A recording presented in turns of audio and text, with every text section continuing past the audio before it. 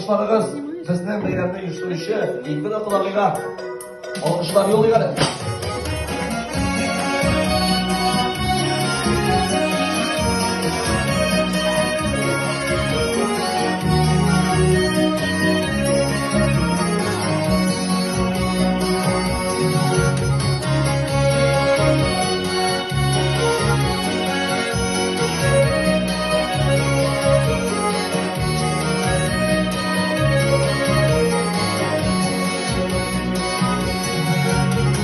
Kışlarda da kanat özgeç, kanatlarla kuvveti kuşkeş, balıdır abi tumanı yazsın.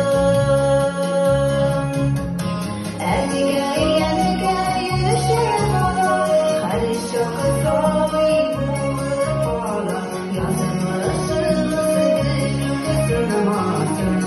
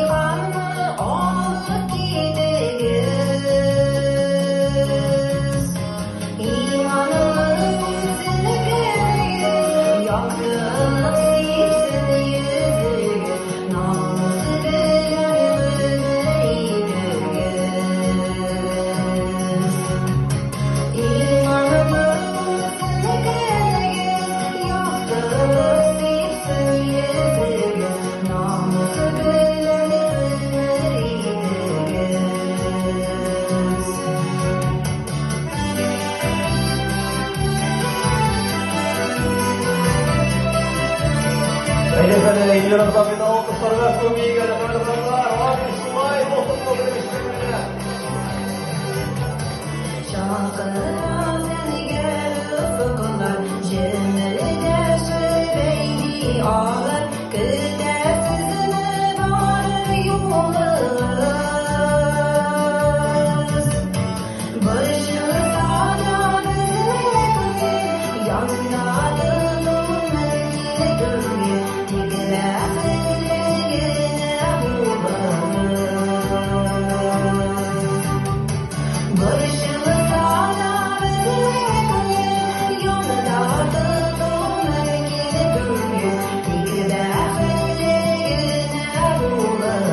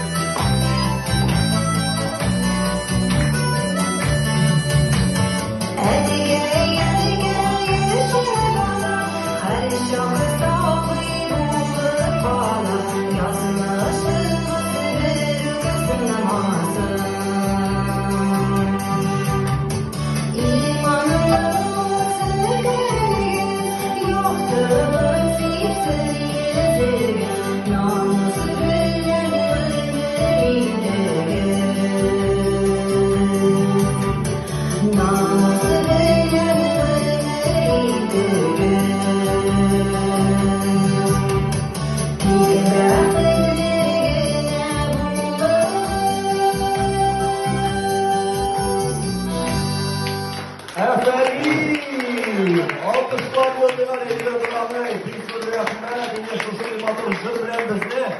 İndirgedik şu tam uzaklık varıdır bitinden. Ben bitti güzel özümüzü verdiyiz. Vallahi o biletlerden o uzak ilde o uzak olmamak için bir